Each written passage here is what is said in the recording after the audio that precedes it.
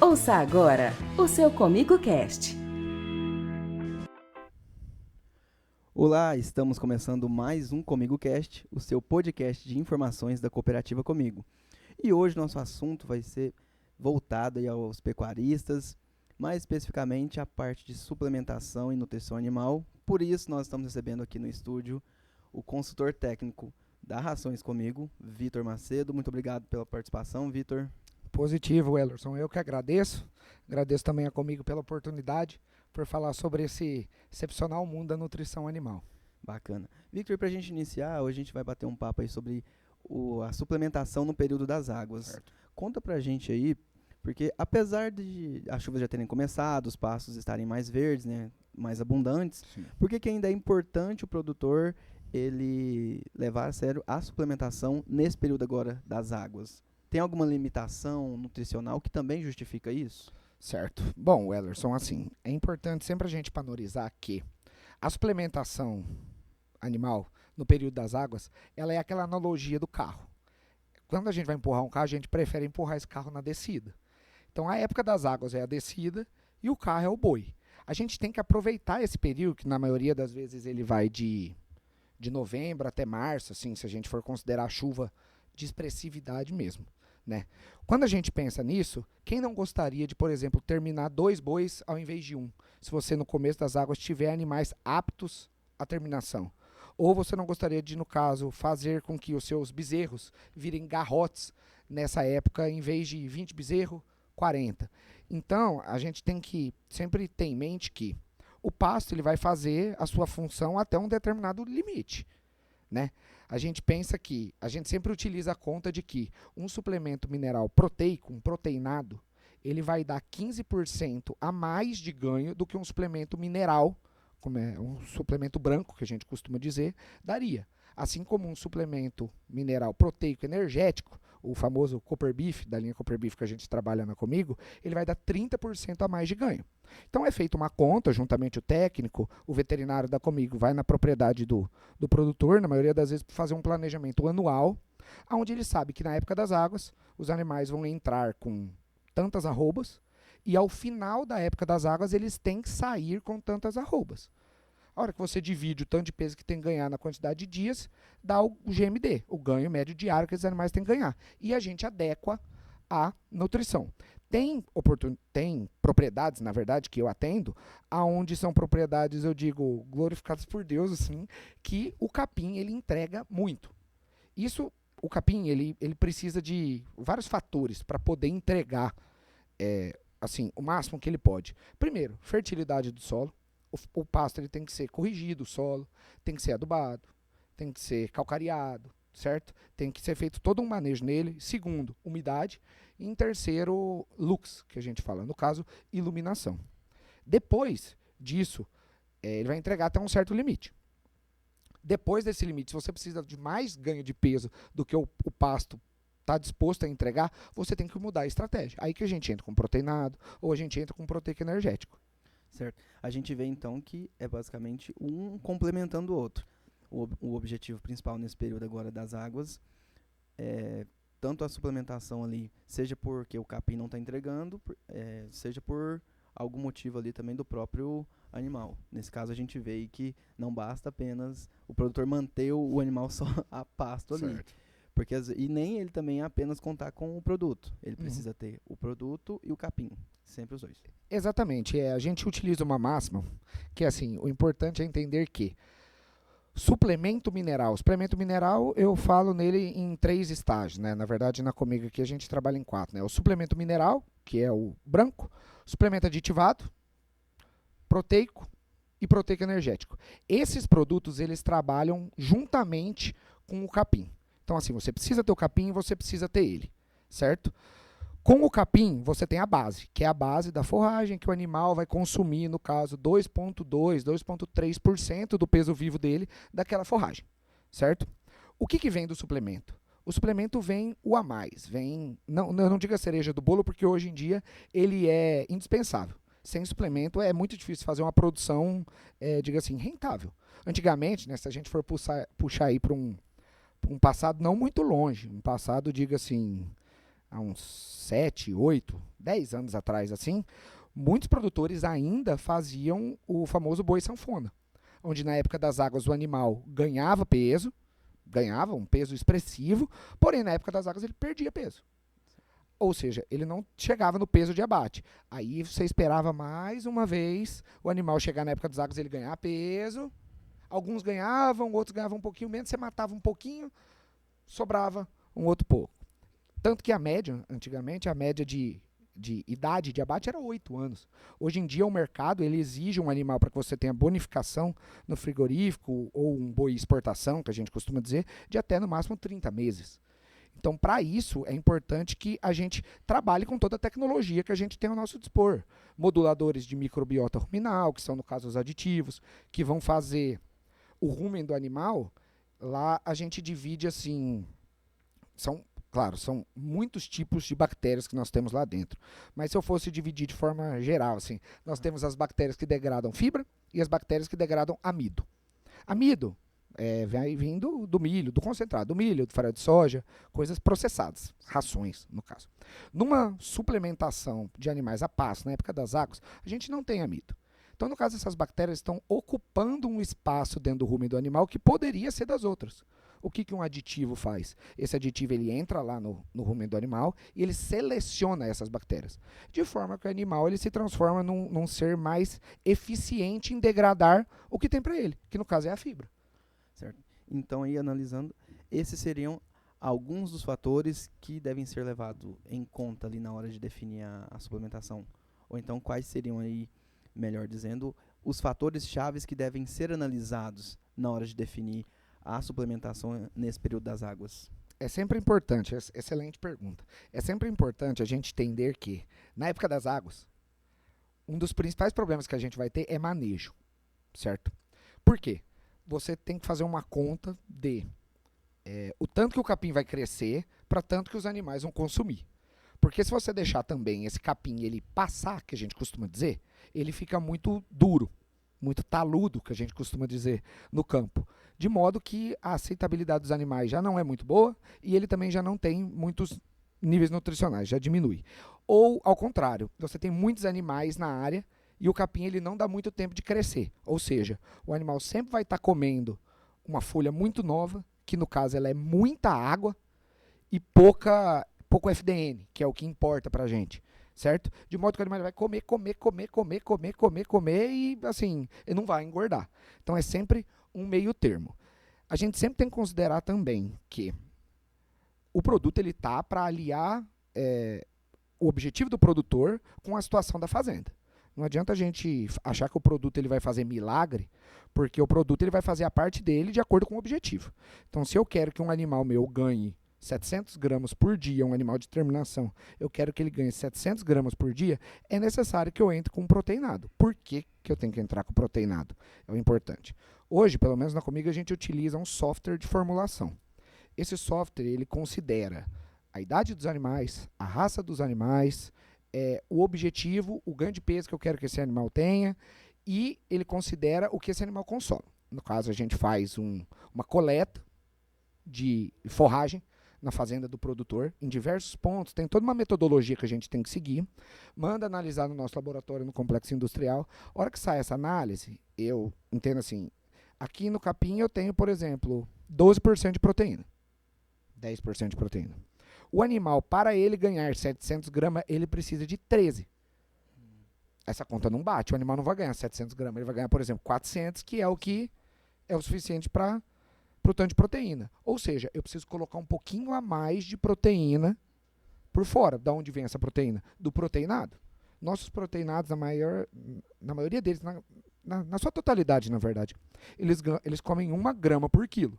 Então, um animal de 450 quilos, ele vai lamber 450 gramas do produto por dia. Um proteico energético, que na verdade, assim, proteico energético até é engraçado.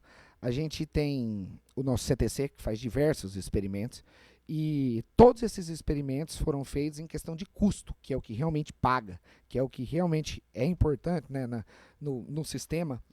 Todos os experimentos o uso de proteico energético, linha Copper Beef, foi o produto que mais entregou no melhor custo-benefício. Então, ele come, por exemplo, 3 gramas por quilo. Então, um animal de 450 quilos, ele vai comer 1,3 kg. E aí ele vai comer um pouco a mais, entendeu? Porém, ele vai ganhar muito a mais. É a questão do custo de arroba produzida. Certo. E para essa conta fechar e também se adaptar ali ao sistema, por exemplo, do pastejo rotacionado, como que isso pode ser feito ali para que essa suplementação seja mais adequada ou mais direcionada ali nesse sistema, por exemplo? Bom, o sistema de pastejo rotacionado, que na verdade assim é maravilhoso, né? Nossa, é muito bom, a gente consegue controlar muito melhor o ambiente num custo de arroba produzida muito mais barato que, por exemplo, um confinamento. No confinamento a gente tem que usar ração, tem que fazer alimentação. É uma estratégia, na minha opinião, mais para a época da seca do que para a época das águas. A gente vai estar contando capim. Capim a gente tem na fazenda, a gente faz, né? O manejo rotacionado, né, o sistema de pastejo rotacionado, a gente costuma chamar de fatias, né? Então o animal ele fica a cada quantidade de dias em uma fatia. Pensando que a gente tem um pasto quadrado, ele é dividido em 4 partes, né? Onde a gente tem uma praça de alimentação preferivelmente no meio, para o operacional se transformar um pouco mais fácil. Naquela praça de alimentação, eu vou ter o bebedouro, né? E eu vou ter o coxo, certo? Esse coxo ele vai ser balizado para a quantidade de metros lineares ser de, por exemplo, assim, uma ração. Porque vamos supor que na época da seca eu preciso fornecer uma ração. É importante você já ter a quantidade de coxo ali. Feito isso, o animal ele tem que respeitar o ciclo de crescimento da planta. De modo que, vamos supor que nós temos um cultivar lá, onde o ciclo dele é 21 dias. 21 dias e eu tenho 4 fatias, os animais eles vão ficar 5 dias em cada fatia. Então, por exemplo, ele vai ficar 5 dias nessa fatia aqui, comendo só na praça de alimentação. Vamos supor que naquela fatia ali é necessário que o animal coma simplesmente um suplemento mineral. Um Cria 80 que a gente tem no nosso catálogo. É um suplemento mineral com 80% de fósforo, certo? Na próxima fatia, dependendo com o passar dos dias, pode ser que a chuva dê uma cessada, pode ser que fique nublado, aí o capim não cresce, pode ser que saia um sol de rachar e a chuva suma, ou seja, o capim vai dar uma secada, tudo mais. Pode ser que na próxima fatia, de acordo com as análises que a gente vai fazendo, assim, sempre com antecedência, seja necessário aumentar um pouco o fornecimento de proteína. O animal precisaria de 15, igual aquele exemplo que a gente utilizou, Sim. 15, 13, ele vai precisar de, por exemplo, 17. Então, vou precisar aumentar um pouquinho. Pode ser que às vezes eu tenha que passar por um proteico energético. Pode ser que às vezes eu passe por um proteinado normal, né?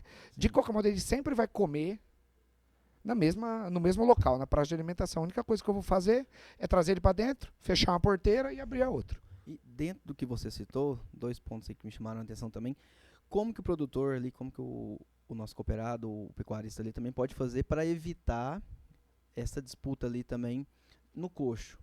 Para fazer com que todos os animais ali daquele pasto ele receba a suplementação de forma adequada. Sim. Isso é muito importante, Wellerson. Isso é um ponto que, ainda mais do que no sistema de pastejo contínuo, no rotacionado, também é muito importante. Assim, a gente costuma preconizar que, no lote de 40 animais, a gente tem entre mais ou menos 2 dominantes. Todo lote de animais existem os animais dominantes e os animais submissos. Os animais dominantes, na maioria das vezes, são os mais fortes, os que comem primeiro e os que tomam as decisões dentro do rebanho, digamos assim, certo? Se a gente for trabalhar num lote de, por exemplo, 120 animais, a gente vai ter 6 dominantes. Olha o tanto de possibilidade de briga que a gente pode ter entre esses animais. O produtor sabe melhor do que eu. Briga entre animal para engorda, animal erado, pesado, quebra cerca, quebra coxo, quebra perna, machuca, dá problema no pé, dá gabarro. É uma série de problemas. Não só pensando em briga por dominância, mas também, quanto mais animais a gente tem, mais a gente tem sodomia, mutação de um com o outro. E isso acaba que também machuca pé, pisa no calcanhar, dá muitos problemas. Como que primeiro a gente dribla isso, digamos assim? Primeiro, fazer lotes uniformes.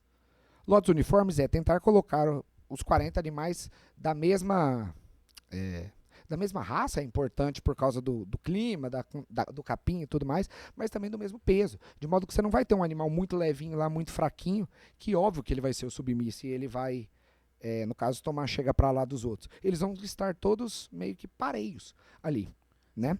E também aliar isso, claro que é o mais importante, acredito que aí todos os nutricionistas e médico veterinário comentam sobre isso, é colocar a quantidade de metros lineares correto de coxo.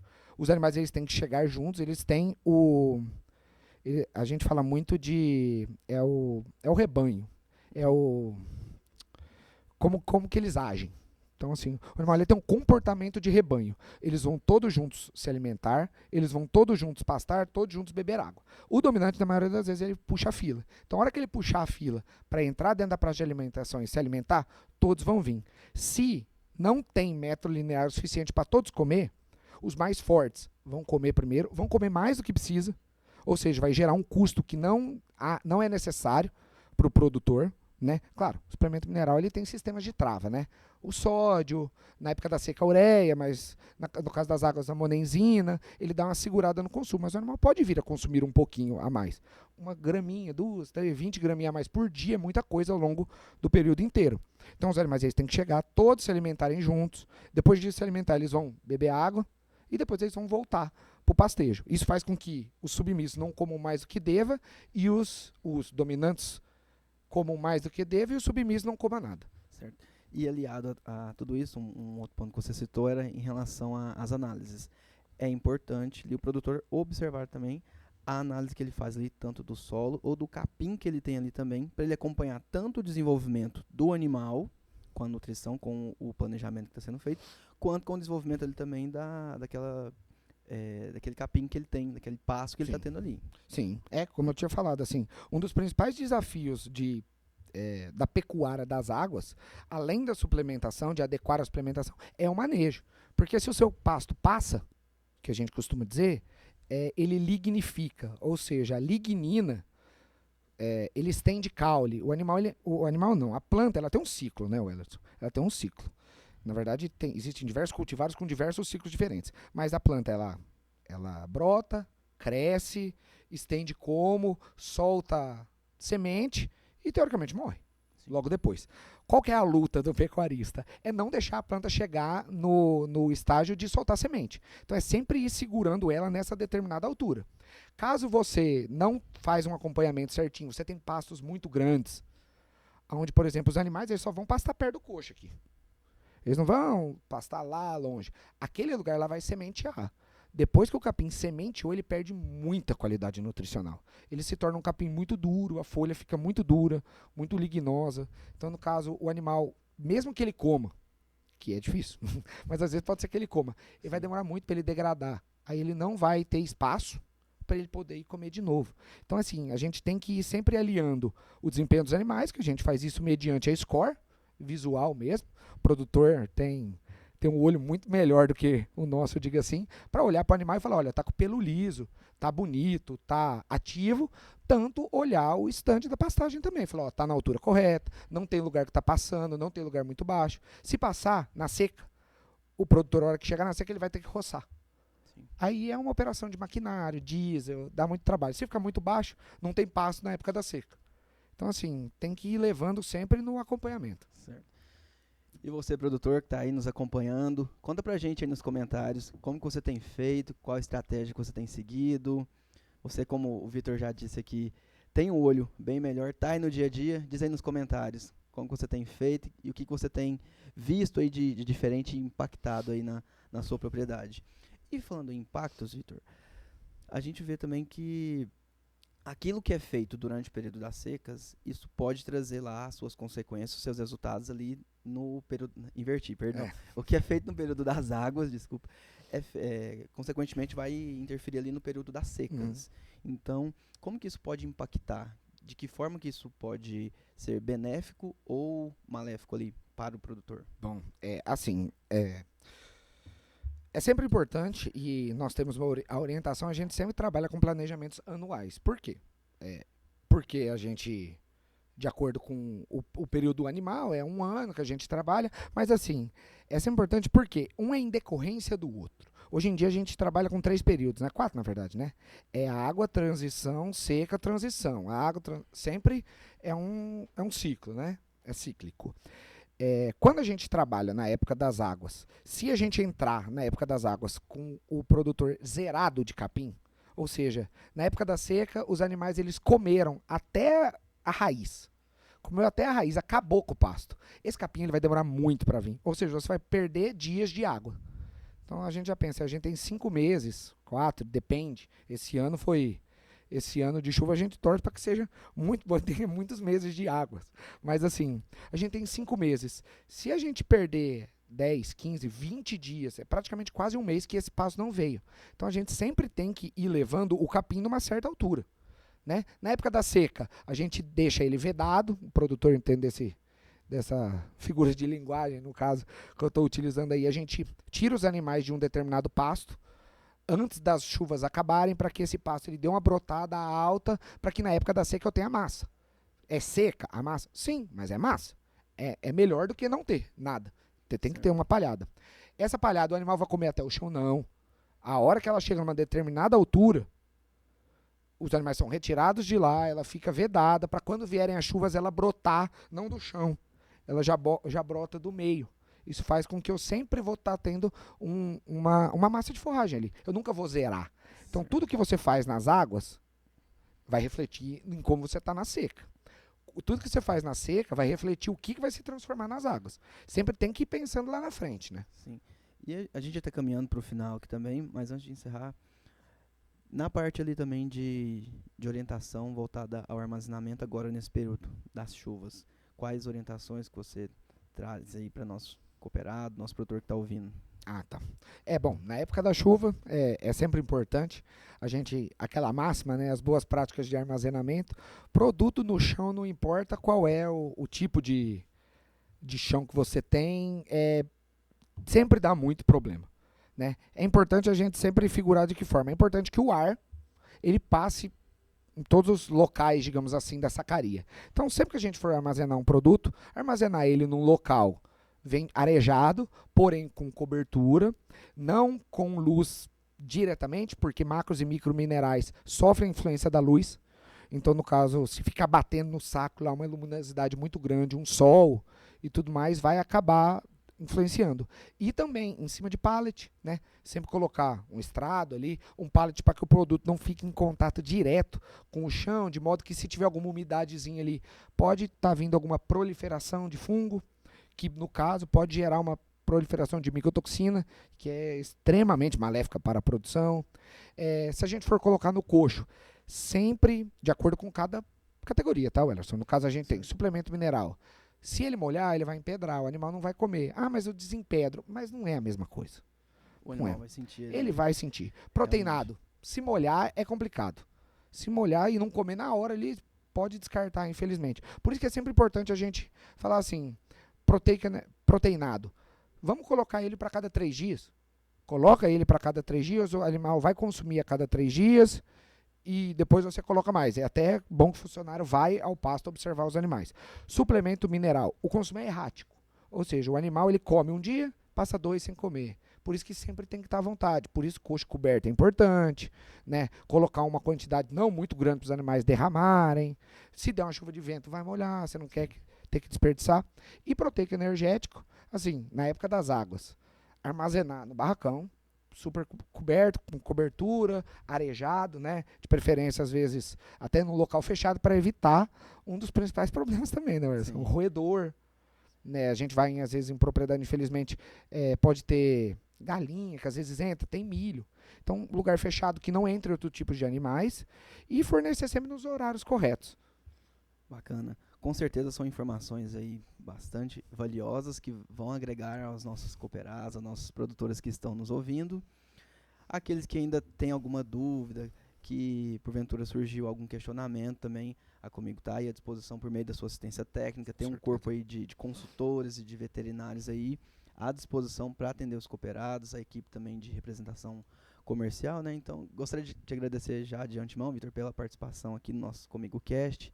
Um prazer recebê-lo aqui, com certeza agregou bastante aos nossos cooperados. Gostaria que você deixasse as suas considerações finais, sua mensagem. Positivo, Ellerson. Mais uma vez, como é que diz? Eu que agradeço pela oportunidade. É sempre maravilhoso poder estar falando um pouquinho do que a gente se formou, do que a gente é apaixonado.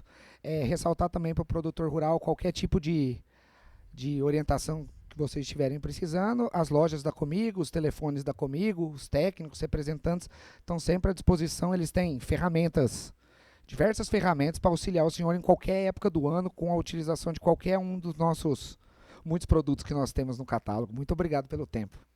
Nós que agradecemos. Esse foi mais um Comigo Cast, o seu podcast de informações da cooperativa Comigo. O Comigo Cast é um produto da assessoria de comunicação sob coordenação de Gabriele Tiquez. O episódio de hoje eu contei aqui com o apoio dos meus colegas, o analista de comunicação Pedro Cabral, o analista de comunicação Wagner Filgueira e também o nosso novo colaborador, assistente administrativo Douglas Teixeira. Muito obrigado a você que nos acompanhou. Confira mais episódios e outras informações nas plataformas digitais da sua preferência. Comigo, um exemplo que vem de nós mesmos. Ficamos por aqui, até a próxima. Tchau, tchau.